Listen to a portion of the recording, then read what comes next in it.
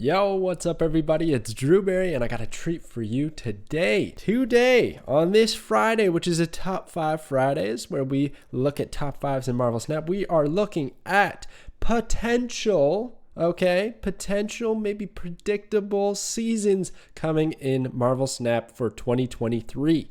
Now, in the past, they've kind of correlated season passes with big box office hits, movies, TV shows, whatever you want to call it, in the Marvel Universe. They try to align. It's good for marketing, right? So we've seen it with like Love and Thunder for Thor, or Black Panther 2 with the Wakandan Warriors, right? So I looked ahead in the year in 2023. I tried to see what big movies are coming out, maybe some shows where a nice season could align, and we could get some of those characters. I also looked at datamine characters to see if they made sense with these big box office hits, because then those stars are really aligning. So I came up with five, and I'm ranking them in the order of likeliness. So the number 1 I think is like definitely going to happen, most likely. Number 5 is maybe a shot in the dark. Honestly, 5, 4, and 3 are kind of like, I don't know, but we'll get to it. Also, I'm attaching cards that were datamined. So there's spoilers ahead. You have been warned. I've also made some custom cards based on characters that are vital to the storyline of that movie or TV show. So don't read into their effects or stat lines too much. It's just made by me, okay? I'm just using the card as a template to say, hey, this could be in the game someday. And one last warning, guys, okay? This is speculative. I don't know what is coming next. I'm just guessing here, okay? We actually have usually had the next season datamined, and we don't for next season. We don't actually know quite yet what's coming up. I just wanted to make this video to have fun. So let's get into this week's top 5.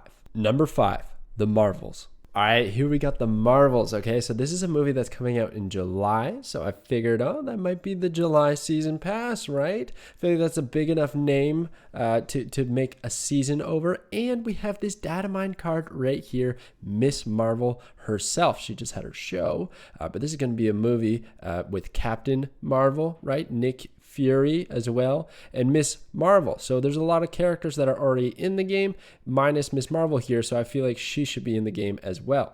So her ability is ongoing. If this is your only card here, adjacent locations have +5 power, which is pretty nuts because that ends up being 14 power for 3 if you can make sure that she's the only one there. Putting her down early might be difficult though, is then your opponent can put like a rock or any other card. If they can get it to your side, then you're screwed. But overall, it's an insane card. Now, this is just the datamine version, and like past datamines, they tend to get changed, okay? Look at Shadow King, who's coming up in January, right? He had a completely different effect until they announced it. So this is not concrete or set in stone. It's just speculation. The cards on the left as well are in that same scenario, or right, depending, I don't know, directions here. Typically, when there's a season pass, they'll release a few cards as well, associating with the main card, and there's a bit of a theme tied in. With this one in particular, I didn't find any datamine cards that really went with the Marvels. We've kind of already got a bunch of them. Even the villains, I believe, that are going to be in that one are Skrulls. I think that's my understanding, tying into Secret Invasion maybe, which is a show that's coming out, I believe. But regardless, I picked some cards that I thought should be in the game soon and are datamined. So we have Hit Monkey. On reveal, gain +3 power for each other card you play this turn. This is insane. He's a 2/0, but he'll end up being like a 2/12. Easy when you play him on turn 6 with a bunch of other stuff.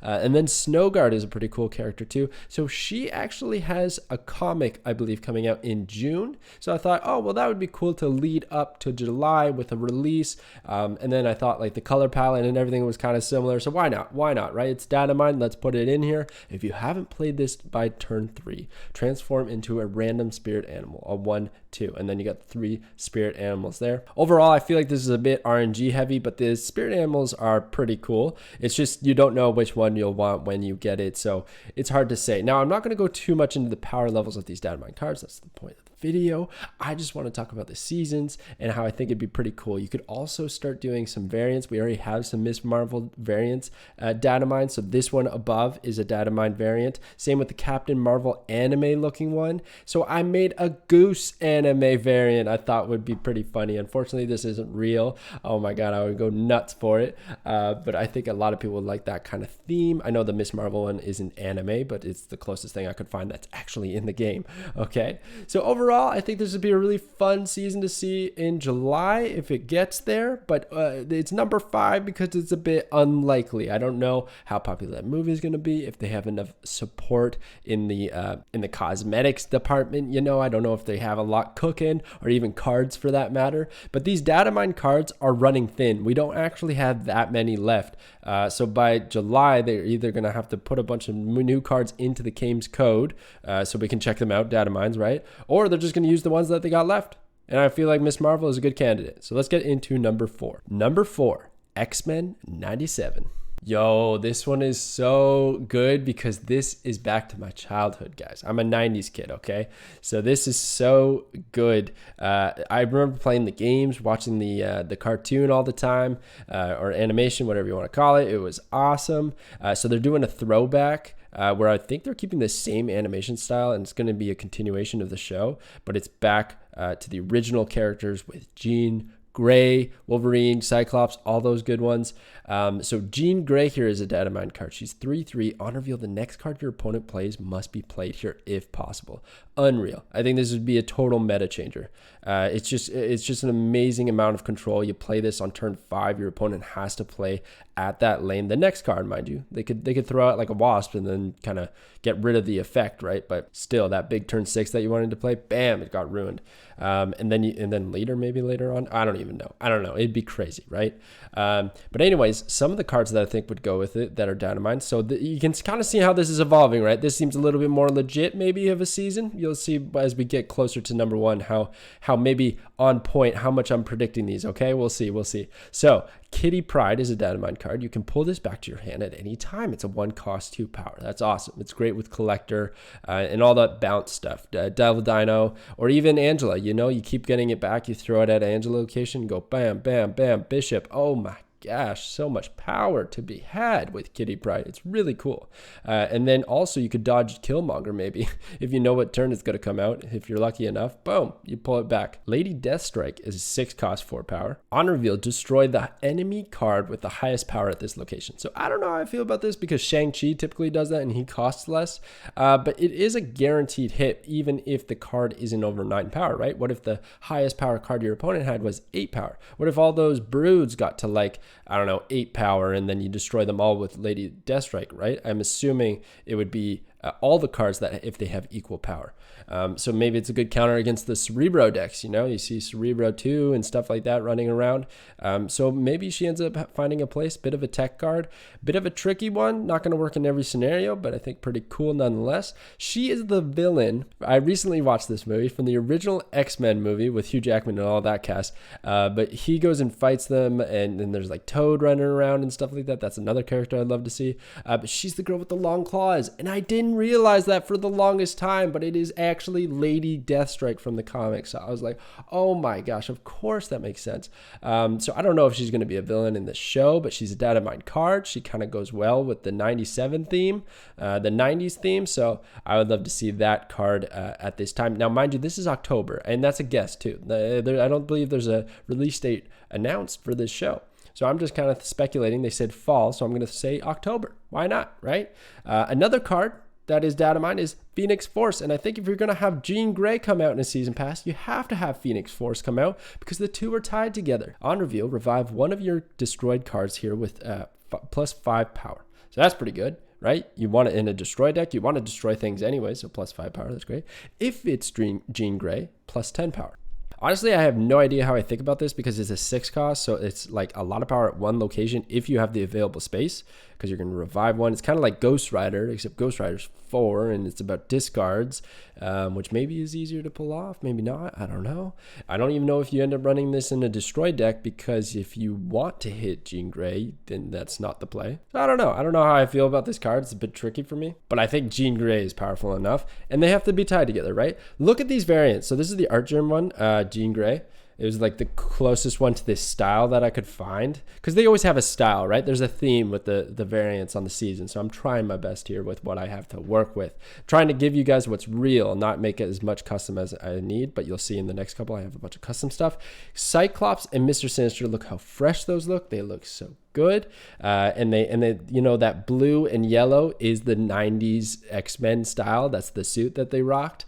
So I really like to see that. Very cool variants that I'd like to see. And I think Jean Grey, she's got to come soon. She's like one of the biggest X-Men characters that is missing from the game. I feel like they're just waiting for the moment. So it could be October. Number 3, Guardians of the Galaxy Volume 3. All right. I know this is going to look a little bit odd because I have the main card as a custom and I got 2 weird ones on the right-hand side there, the Living Tribunal and Mephisto. Let me just get to a place where I can explain a few of these things. First of all, this is number 3, not because I have all the info to make it number 3. If anything, it would have been number 5 based on the information, the data mines that I have to showcase this example, right? But I put it at number 3 because the Guardians of the Galaxy have got to be one of the more popular Marvel characters and movies. Like people love it. I love it. It's one of my favorites, okay? So I really feel like if a movie like that is going to come out, then Marvel Snap is going to tie in a season with it. So that's why I have it number 3 on the likely list, okay? Number 2 is that all the Guardians of the Galaxy characters have kind of already been added to the game. There's not many missing. So I was looking through the character list for this movie, and there's even things like Adam Warlock, right? And he's going to be in the movie, but he's already in the game. So I was like, oh, geez, they've pretty much taken everything except for Nebula. So Nebula is a datamine card, right? On reveal, if your opponent played a card here this turn, double your power and put this in your hand. I actually like how they have the ×2. It's a little bit different from like, say, Torch or Deadpool. But regardless, she's like, if you keep hitting, if you keep sniping them, she'll get to crazy power levels. Cool. Thematic. Works with the rest of the Guardians of the Galaxy characters, right? But who would be our main guy? I don't think it would be Nebula as the main character. She doesn't even seem like the main storyline in the movie that's coming up. Seems more about Rocket Raccoon, right? And his development as a character and who made him. Well, I don't 100% know the lore, but I'm pretty sure it's the High Evolutionary because he's the main villain in that movie. So I think it'd be perfect if they came out with a High Evolutionary card. Now, the stat line, the effect, take it with a grain of salt because I made it. This is not real. It is a custom effect that I just thought would work with Guardians of the Galaxy stuff and is kind of powerful. And why not? Most of these season pass cards tend to be powerful. If we look at Zabu, Silver Surfer, and Black Panther, all 3 have kind of had a decent impact on the meta, right? So I made the High Evolutionary a 4/2, terrible stat line. But on reveal, if your opponent played a card here this turn, transform it into a random card that costs 1 more. So he's evolving your opponent's cards with the Guardians of the Galaxy effect of if you land it, if you snipe them, where they play the card. So it's disruptive, right? They didn't want their card to be changed into something else, and something else doesn't always mean it's better. What if it ends up being Arnim Zola and they destroy something else they played there and then it goes elsewhere, right? And then that big turn 6, maybe they had a big plan, maybe it was leader, but then bam, it got transformed to something else. So I don't know. I thought it was interesting, but don't read into it too much. And then I also made a variant right there. And then look at the Adam Warlock variant. This is actually a Savage Land variant, but it's not released to the game. It looks sick. And this Rocket Raccoon I found, but I have no idea if that's in the game. If you have seen it, own it, or anything like that, let me know in the comments below. I'm really curious because it said unowned or unknown in all the websites that I could find.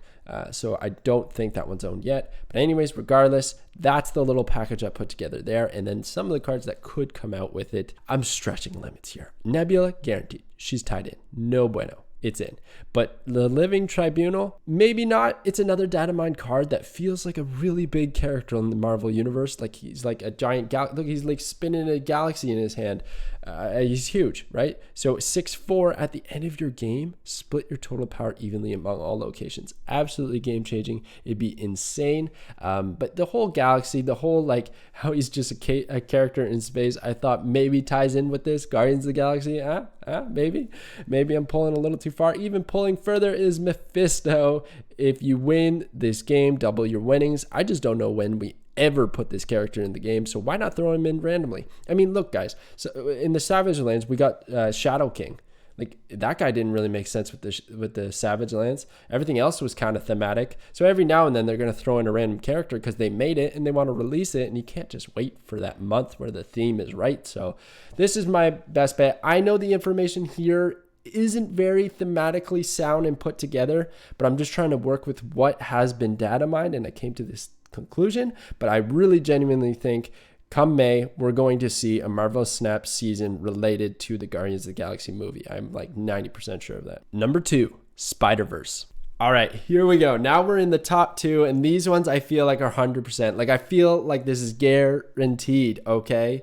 I just feel it in my bones. So number 2 is the Spider-Verse. Across the Spider-Verse is coming out in June. I am so stoked. The first one was like my favorite Spider-Man movie. I just love it so much. I'm a sucker for animations though, and the animation on that was so good with the comic book style. Incredible. Loved it. Okay, so we got number 2 coming out, and we already had Miles Morales drop in October. It was a bit random. I don't think really people expected it, and the whole season at that time kind of just felt put together to have something for release. Global release happened at the same time. So I feel like they're going to do the Spider-Verse a little bit more justice, lean heavy into those Spider boys and girls in June, okay? And who better than to be the mascot is Ghost Spider. She's a datamine card, 2/2. On reveal, move the last card you played here. So a lot of the Spider cards tend to have move abilities, so that's what I kind of threw together in this theme here. Look at Miles Morales, for instance. If a card moved last turn, he's going to be 1. Ghost Spider is going to move the last card you played, which is actually pretty good. You know, more abilities to move cards, the better for move decks. I think we still need some move beneficiaries, but let's look at the other cards on the right-hand side here. So Silk is a datamine card, okay? I think it ties in perfectly here. I believe she's going to be in the next movie, so bam, perfect. Another Spider character, okay? So when anyone plays a card here, move this to another location, a 2/5 premium stat line, move it around, kind of hard to play cards. Like you'd have to have full locations for it not to move. So it's going to get tricky and bounce around a whole bunch, but maybe you want that. Maybe you have Craven somewhere and you want cards to move there and move away and all that crazy stuff. I also found it really funny how Silk is like upside down, but she looks upside down in the same city and time of day as Ghost Spider is swinging upright taking a selfie. So I thought that was a little bit funny. I feel like they're destined to come out together. And then I have 2 custom cards here, okay guys, because in this across the Spider-Verse there's 2 villains, but we don't really know if they're villains or not, but the Spot seems like a villain. Okay, we'll start there. So I made him a 0/0 because he's got spots, and I thought zeros and spots, okay, that's kind of circular and similar, so let's go with it. At the end of each turn, randomly move. There's like very little synergy with this card, I think, because there's Craven, so it could randomly move and keep buffing Craven, and that's pretty good. And then there's Lockjaw. You could Lockjaw cycle him because he's a 0 cost with no real downside, not like Yellow Jacket or anything like that, so it works well in Lockjaw decks. But I think for the most part, it would be really awkward to deal with, especially because it's at the end of the turn, so you place your cards, and then Spot might move to a place where you have 3 cards, and then he moves and takes up the 4th spot, and you're like, oh my gosh, I needed to play a card there the next turn to win. And then also with move decks, you don't want it to be too clustered if you're trying to do multiple man things and all that. So overall, I think I made a decently bad card. Was the aim to make him not very good because he costs 0, and you got to watch out when you print 0 cost things. He also has no power. So probably really underwhelming, but hey, sometimes you got to have those, right? Look at this upcoming season's cards, a few of them.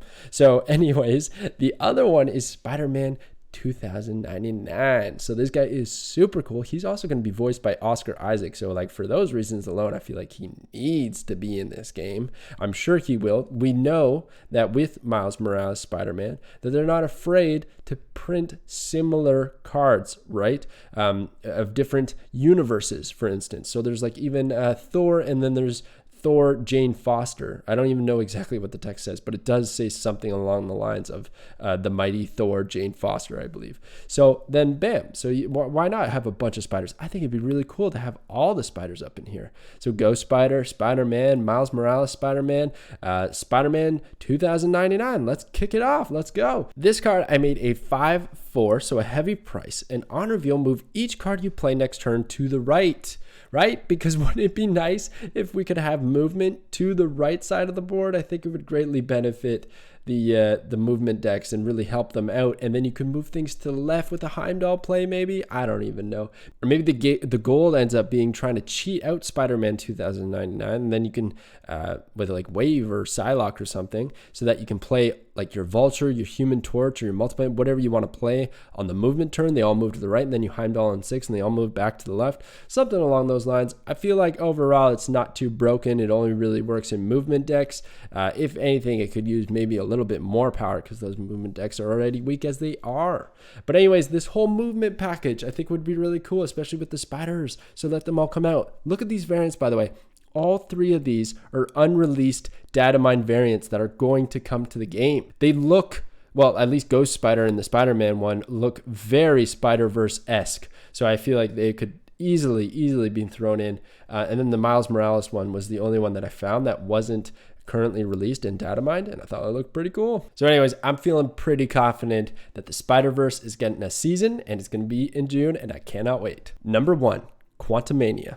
All right, so this one, I know it's the closest one, but we really don't have information on this for next month. There's nothing right now that says that Quantumania is going to be the next season pass, but I'm telling you right now, I'm betting a lot on it. I think this is going to be the next season. That's why it is number 1. It is the February season Quantumania because we have Ant-Man and Wasp coming out. I think it's mid-February, so perfect timing to get a little bit of extra marketing boost with a new season in Snap to hype up the movie, and then you can go watch the movie, and then after the movie you can go play with the cards, right? And all the cool variants. That's what I'm saying. And to top it all off, the main guy in the middle, Kang the Conqueror, is a 5-cost 0 power. On reveal, look at what your opponent did, then restart the turn, but without Kang. That's an insane ability, I think, because basically I think the value is you use him on turn 6. You don't actually use them on 5. See, because if you can see what your opponent is going to do on turn 6, like the value is insane because you play Kang. Sure, that's maybe a dead card, right? Because then you have less options. But you know your opponent's win condition. If you know they're about to play leader, then you just work around it. If you know they're about to drop Infinite because they passed on turn 5 and that wasn't a clear enough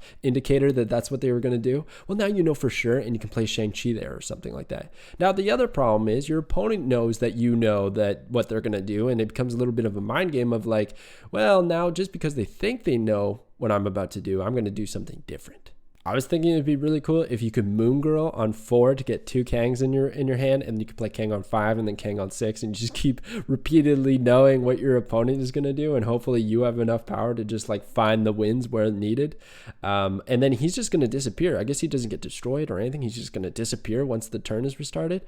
We were talking about this in my chat, and I don't know if it works with snapping. Does the snap reset if opponents snapped, like, or are they locked in those cubes? I have a feeling like if it's restart the turn, it's going to really literally turn back the clock, and those cubes that were snapped upon are going to reset and go back. That's my understanding of it. But anyways, I think it's a really interesting card and perfect, such a perfect card to build an entire season over. They kind of should have done it with Galactus and Thanos. Like, those would have been great cards. Instead, they were kind of like the token shop announcement. So I guess they did their thing there. But the third big bad villain deserves a season pass, and he is the most important character coming up, in my opinion, in this upcoming movie to kick off. I think it's phase 5 for Marvel, so that's huge. Let's do a season about him, right? To top it all off, look at these cards that I have datamined. I haven't made anything custom here. This is all datamined stuff, okay? So on the far right, we have Stature. So that is actually the daughter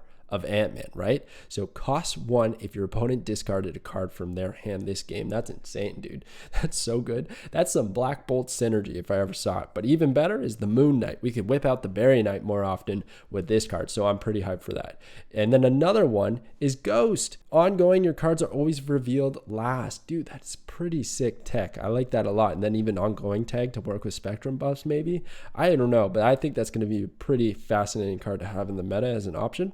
This, I don't know the lore very well. I'm sorry, guys. I'm not the best with Marvel lore. I'm learning. But from my brief research, I read that the Ghost has a lot to do with the quantum realm. So, or has at least been in the quantum realm and does things in there. So I feel like it's a nice tie-in because we actually just got this one revealed recently, and all 3 of these cards that I'm pointing out, you can go into your collection right now. You filter by unowned on the far right filter, and then on the far left filter by quality. If you filter by quality on the far left, then it's going to show you all the grayed out cards. Now, you might have a lot depending on where you are, but you're going to see some that are just grayed out like a silhouette, but then you're also going to see just some that are just straight up gray with an outline of their character. So those ones, all 3 of these cards are there. They are literally in the game, ready ready to be deployed. What else is in there that's ready to be deployed? Oh yeah, January's cards that are literally coming out this month. So I just feel like the evidence is right there. Not even all 3, all 4. Kang is there too. So it's just like, bam, it's just got to happen. And then we got MODOK here. I think this is a really fun one, who also has ties, from what I understand, to Quantum Realm. He's been in all kinds of places, though, in the Marvel Universe. But that's just one that he has been, and I think it'd be fitting. And he might even be in the next movie, I heard. I heard that he haven't confirmed it yet, but there's rumors out there. But regardless, he is at 5/8. On reveal, discard your hand. I think that's hilarious. I think that's actually pretty good in discard decks. Guaranteed hit on APOC. Great for Hela if you can somehow draw her next turn. I don't know, but I'm sure there's going to be ways that can work, because lots of discards is typically a good thing when you're running a discard deck. I can imagine having like 2 or 3 swarms in your hand, and then an APOC, and then MODOK comes down and discards it all, and your turn 6 is going to be insane. So something along those lines. And then look at the variants. I find all these variants kind of have some similarities. Don't they kind of look like the same art style? And they're all unavailable datamine variants that are going to be in the game. So I think it's just it's just written in the stars here. We got Wasp, Ant-Man, Kang, Ghost, Stature, MODOK.